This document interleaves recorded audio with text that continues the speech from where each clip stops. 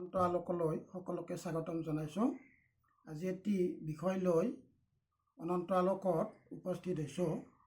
বিষয়টো হৈছে অভিজ্ঞতা।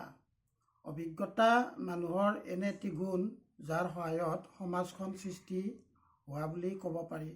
আৰু সমাজৰ বিভিন্ন ধৰণৰ বিশৃংখলতা, অন্যায়, অৰাজকতা আদি সকলোবোৰ দূৰীকৰণত এই অভিজ্ঞতাই যথেষ্ট পৰিমাণে সহায় কৰি আহিছে।